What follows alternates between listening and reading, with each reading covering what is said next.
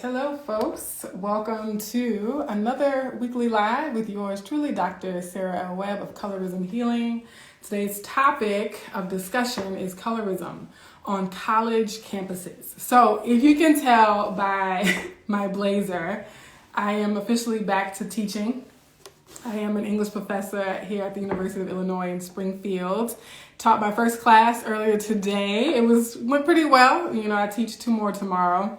But with that being at the forefront of my mind, I was also thinking about colorism on college campuses and how that plays out, the difference between colorism at HBCUs versus PWIs, and how college campuses are also a place where people kind of broaden their horizons and expand their horizons. So before I jump into that, I like to get introductions from people who are joining. Hey, Diana. Oh, hey, good to see you. So anyone who's watching, say hey to Diana, everyone. Diana is one of the assistants for the Colorism Healing Writing Contest, who's also a student, a college student who's going to be graduating soon. So super excited for her.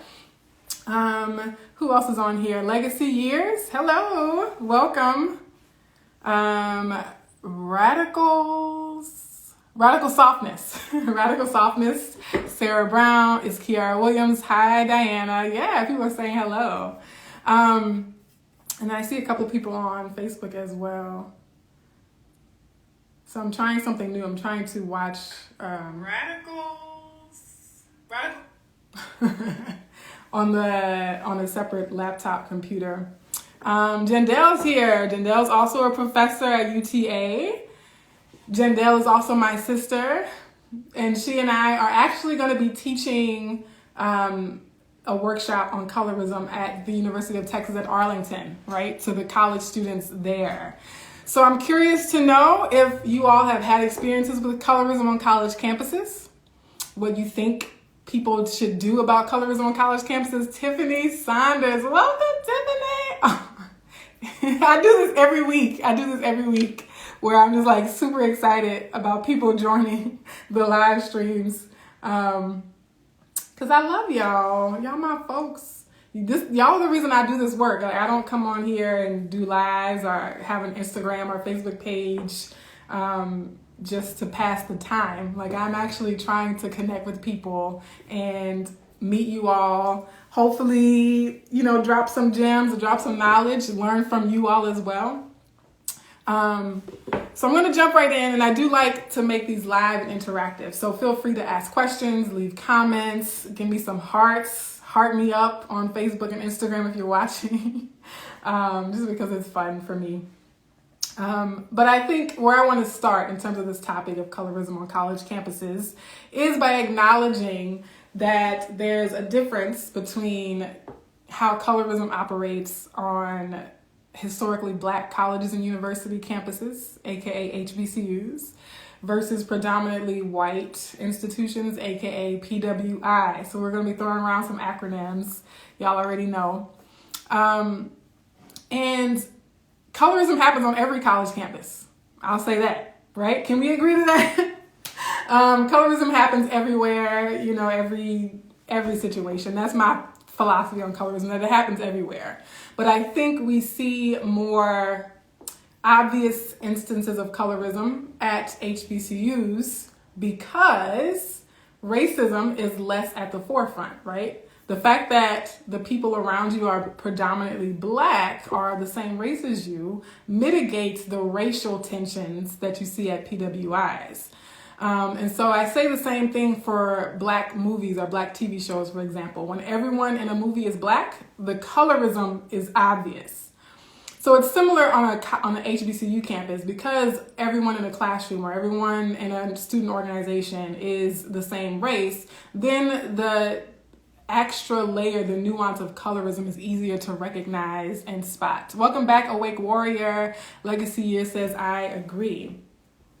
And we all know that HBCUs were created to give Black people the opportunity to pursue higher education during a period in our history where traditional universities or the established universities were exclusively white and were not accepting African American students, right? And so in order to help our people attain those higher levels, those higher degrees, and to train us in academics, but also in professional fields, we created our own institutions. We created our own organizations and said, you know, we can teach ourselves, which I love. I love that. Tiffany Saunders says, definitely happened at the HBCU I attended. Right. And so for transparency's sake, I need to say that I did not attend an HBCU. And so if anyone on here actually has attended an HBCU, feel free to chime in.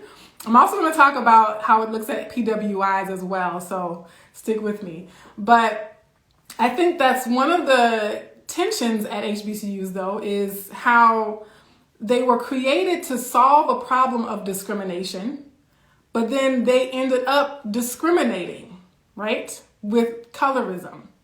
And so I think there's a cognitive dissonance there, and that's kind of what's disheartening, or the contradiction there that we have to address as Black people, right? We can't sweep it under the rug. We can't just kind of like turn a deaf ear to it. We have to say that legacy is there.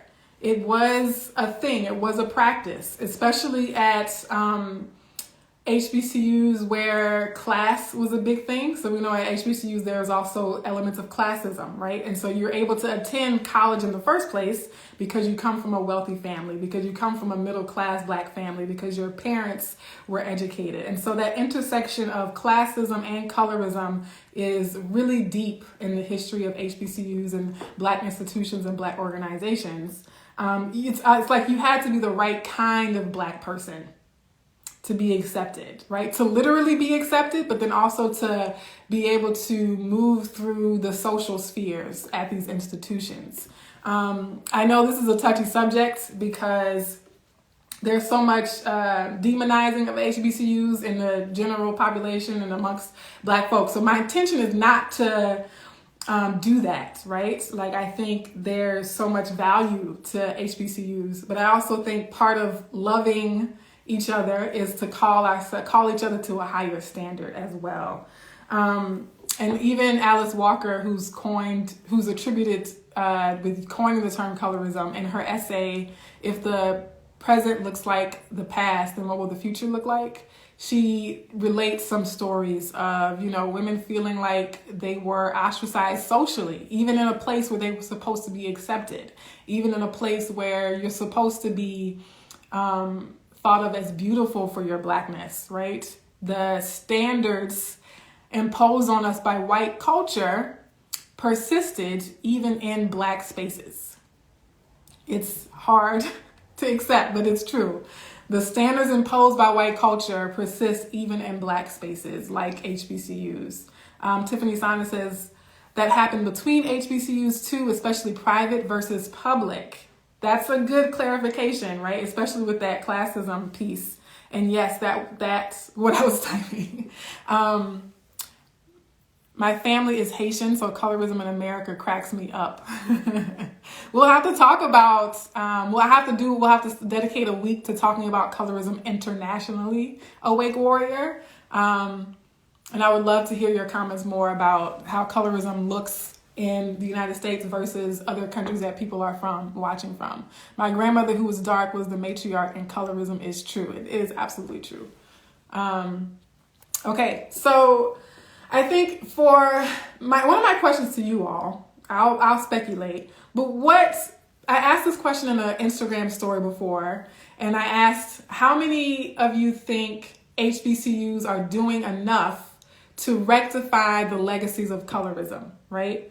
And not just HBCUs, but other Black institutions, Black churches throughout history, Black social clubs, Black fraternities and sororities have histories of colorism, right? And yes, a lot of people say things have changed now, but have we adequately addressed that history? And have we looked back at the pain we've caused each other and sought to rectify that? Jandel says, often higher class Black folks were lighter skinned because they were afforded educational opportunities during slavery and beyond.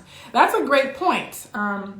If you look at the graduating classes throughout history of a lot of HBCUs, those early graduating classes were predominantly lighter skinned, and that is closely tied to the class socioeconomic outcomes for people with lighter skin versus people with darker skin. And they were able to afford college. Their parents were more likely to have been educated. And that is, you're correct, that even during slavery, lighter skinned slaves, even though they were still enslaved, they were more likely to be granted their freedom, but also more likely to be educated, or sent off to boarding schools if they were the child of the slave master. We know that painful legacy of rape of enslaved Black women of all skin tones that resulted in children who were whose fathers were their owners, their slave masters at the same time. But that is called a generational cycle, right? A generational cycle where, because your grandparents were afforded the opportunity to have an education, you benefit from that, right? And so if lighter skinned people had those opportunities early in American history, then their prodigy, their offspring, their grandchildren were set up to succeed in a way that the descendants of people who did not get education will not have those opportunities. And in talking about what HBCUs can do to rectify colorism on those campuses, that's something to consider too. So if you denied my grandmother access to campus, if you rejected her application because she was dark-skinned, and therefore she had no place to go to get her pharmacy degree, she had no place to go to get her teaching license or her teaching degree, then you limited my grandmother's socioeconomic opportunities. And therefore, my family could not accrue the kinds of wealth, could not accrue the kinds of social capital and financial capital that other families who were accepted into those spaces could get.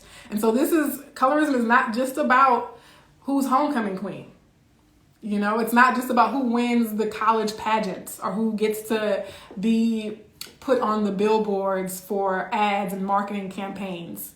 When you have a history where darker skinned Blacks were not admitted to college or dropped out because they were ostracized and alienated to a degree, that has a direct impact on the socioeconomic outcomes for them and for their generations that precede them. Missy Camille, okay. I'm always learning on this page. I'm glad you are. I learned from all of your comments as well too. Snowball effect. Yes, now I'm just really talking about the snowball effect, right? They have to acknowledge the legacy of colorism first, and not just about who's homecoming queen. So just quoting some of the things I've said. Tiffany Saunders says, not adequately addressed anywhere, right? And I kind of agree. I think there's even a hesitation to acknowledge it, much less do something about it. And that's, I think, I want us to do better. It's so hard to even get people to acknowledge and say, yes, that's part of our history.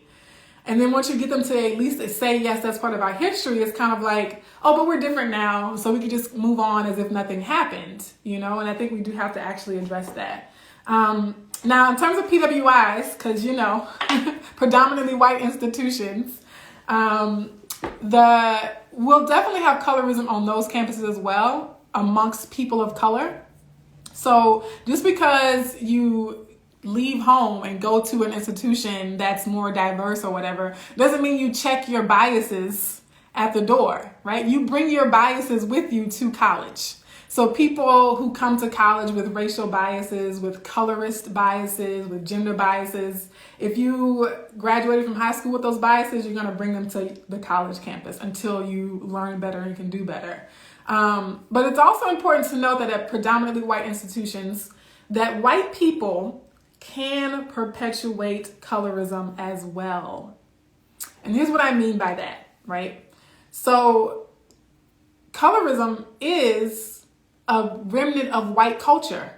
So when people say colorism has nothing to do with white folks, I say it has everything to do with white folks. Colorism is a symptom, is a result, is an intentional outcome of white culture, of systems that were put in place by white people to assert their own supremacy and to claim the inferiority of other races, right?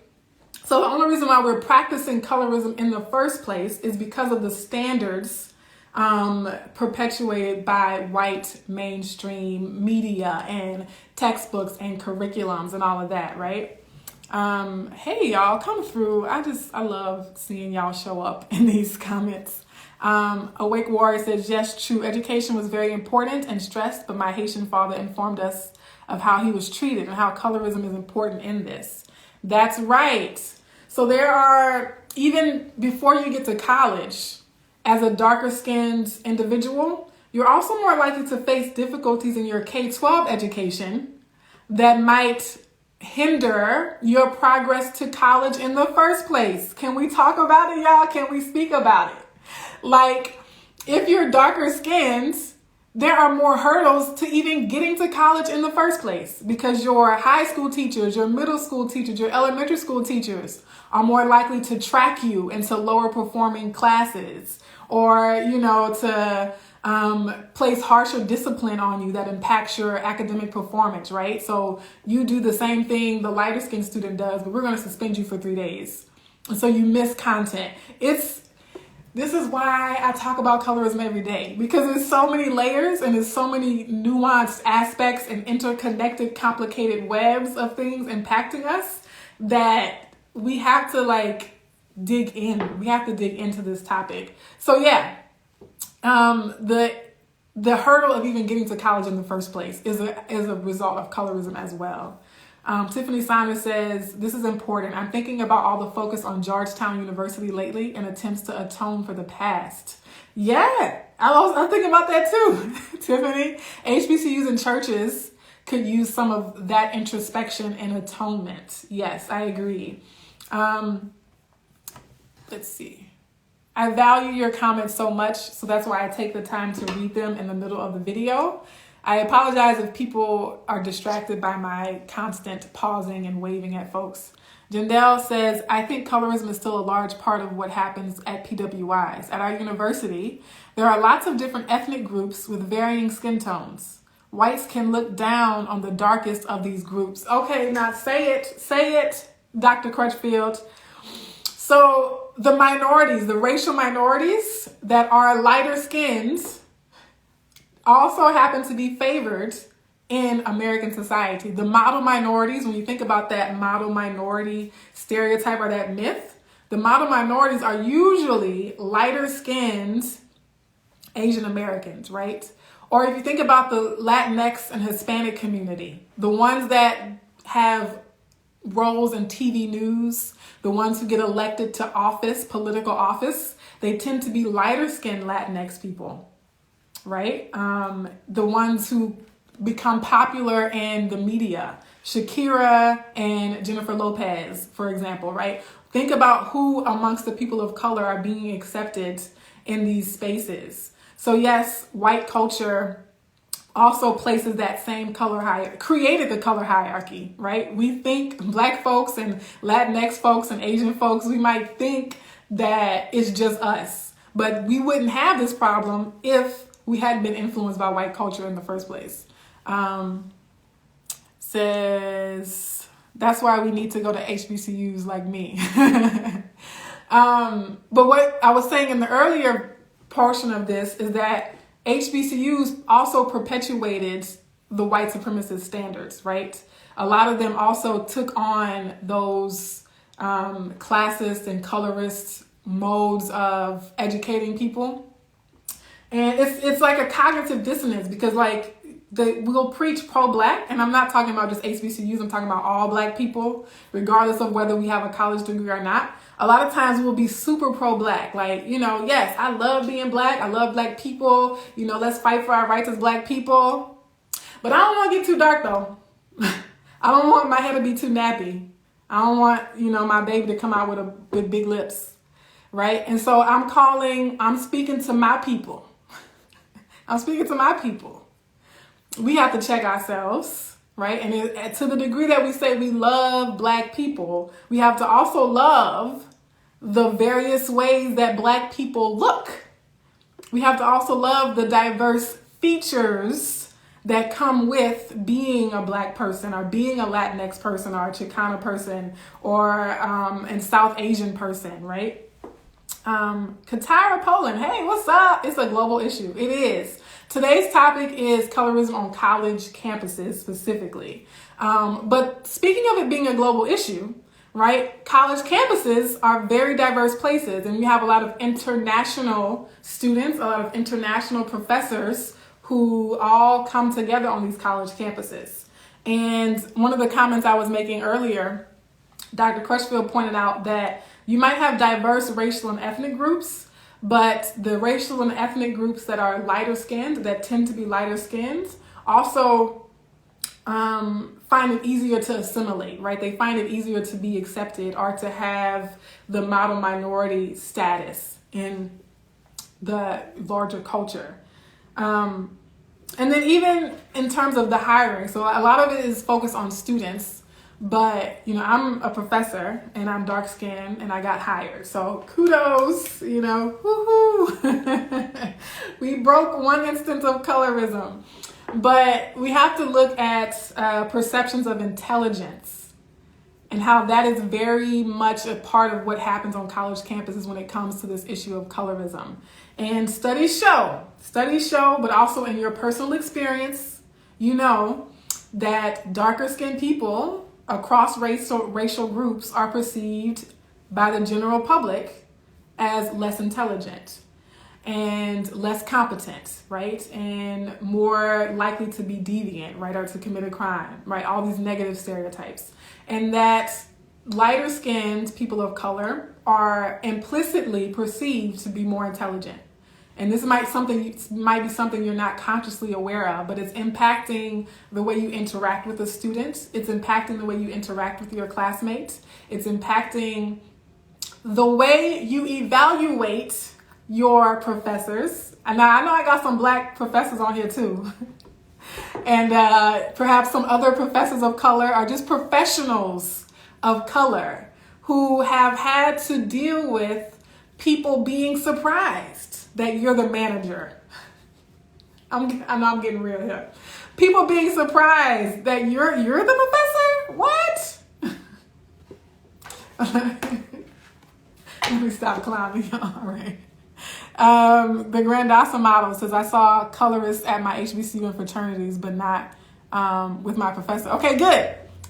I think the fact that you saw it amongst certain aspects of HBCU culture, like maybe amongst a particular fraternity, for example, I think is common. So it's never going to be just a blanket statement that everyone at a campus is colorist or that every organization on that campus is colorist. So I think that's important too for any college students watching, is you're going to find colorism on every campus, right? But set yourself up for success by starting to identify early the people, the places, the groups that are actually about diversity, that are actually about dismantling systems of oppression, right? And for yourself, find your tribe. And that brings me to the last kind of thing I want to talk about is, despite everything I just said, despite the fact that colorism is rampant on every campus, so many people report, they tell me, or they say in their comments, I didn't learn to love myself until I got to college. Or it wasn't until I got to college that I accepted my natural hair. Or it wasn't until I got to college that I learned to love my chocolate skin.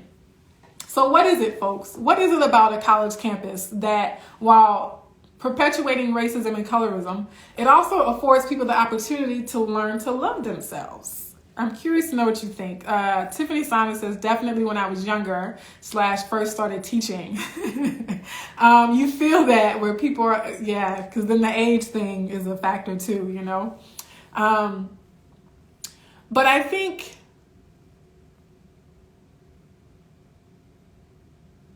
oh, Now I'm Just Pretty says, we have to stop being anti-Black ourselves. Thank you, Now I'm Just Pretty.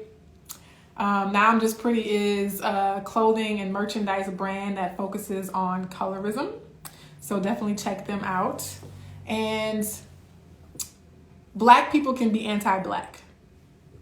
Can I just say that? Can we just say that? Can we acknowledge that?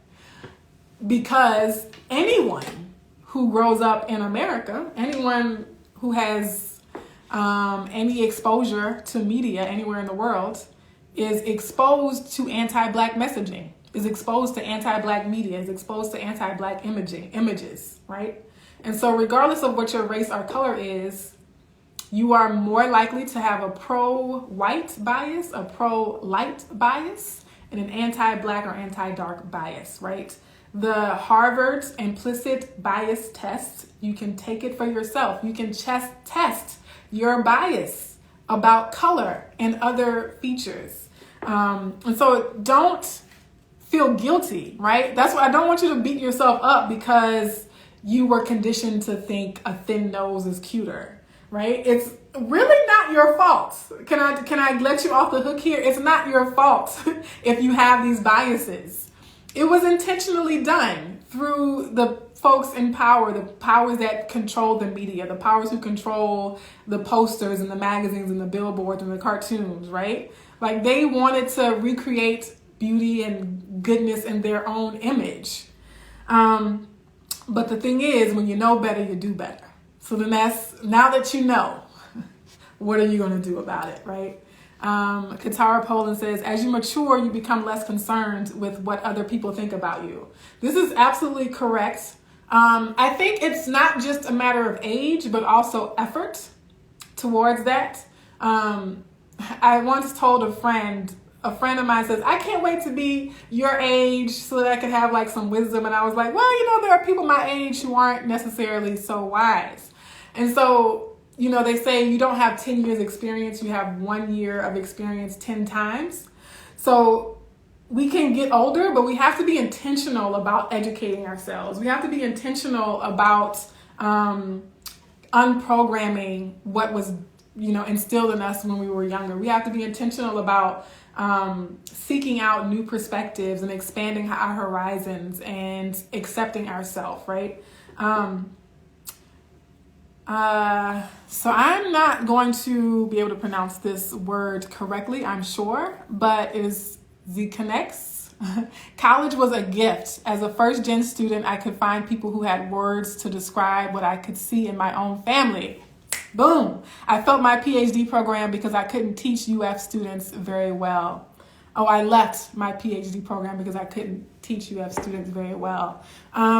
Yeah, that's a thing. Like a lot of the retention of students of color is what a lot of universities miss or overlook. They focus so much on recruiting us, and then they drop the ball when it comes to retaining us.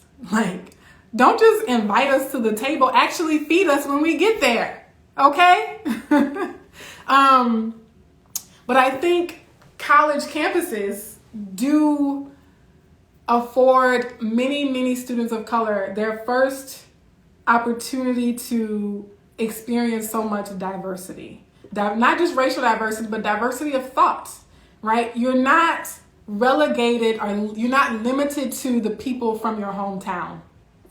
And not even your hometown, your neighborhood. So if you go to a public school, you're not just limited to people in your hometown, you're limited to other students from your neighborhood, right? From that particular section of town.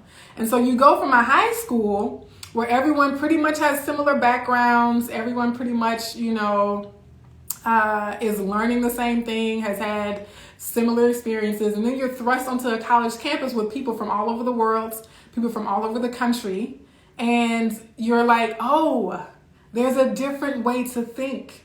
There's a different way to see things. There's a different way to be. Like, I can be more myself because I see for the first time at college someone that likes what I like. Whereas my little small hometown school, I was an outcast, right? And that's not true for everyone. Like, there are people go to college and still feel alienated, of course. But I think when people say college opened their eyes and helped them learn to love themselves, I think that's a factor in why that's the case. Because for the first time you have a professor who's a dark-skinned Black woman with 4C natural hair. Okay, can I, shout out to myself? And that's why I wear my natural hair as a professor. That's why, I got my Black Lives Matter earrings on. So I taught my class earlier today with my Black Lives Matter earrings on, and I do it for all students, of course, but I know that there are students of color who have not had the opportunity to see representations of themselves, have not had the opportunity to see someone who looks like me teaching a class. And I think that's why it's important for universities to hire faculty who share similar kinds of experiences and identities as their students. The last thing I'll say, and I said I was going to keep these to 15 minutes. I'm already at 2:30, but it's good. I'm having fun with y'all.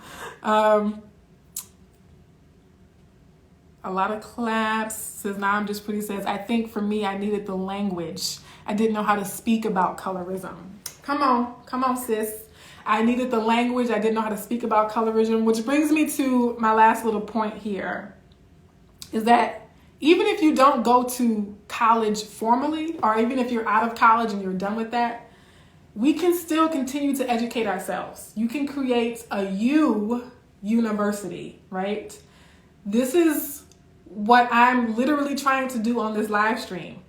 It's not a formal university. No one's paying to be here. You might be paying your cell phone bill so that you can use your phone, or you might be paying an internet connection to log on and use the internet, but you're not paying admission to this live stream. But we are creating a space where we can come and talk about ideas.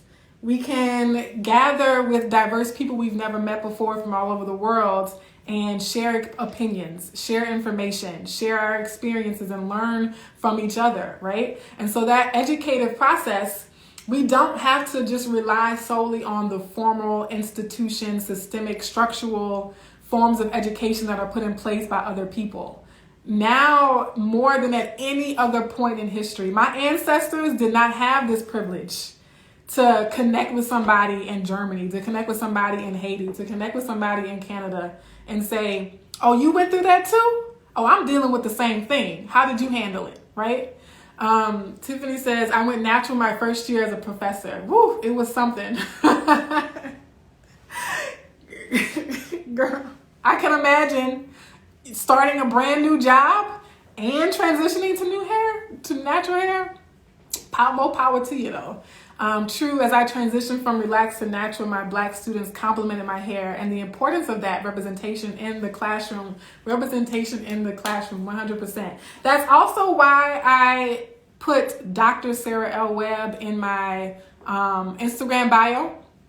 One, because my ancestors were denied the right to use titles, right? Can I tell y'all a little bit about that history? One of the reasons why I do it is because a 6-year-old white girl would have to be called Miss Sue, for example, Miss Sue, by my Black grandmother. That same 6-year-old girl could call my grandmother Lorena, call her by her first name, right? So historically, African Americans were not respected with titles like Miss or Mr. And it was a way to denigrate them, right? It was a way to not shame them, but to diminish their status, right? To diminish their status. So that a grandmother, right, an older woman like my mother, Lorena, would be called by her first name by a 6-year-old white girl, but my grandmother had to call that little girl Miss So-and-so.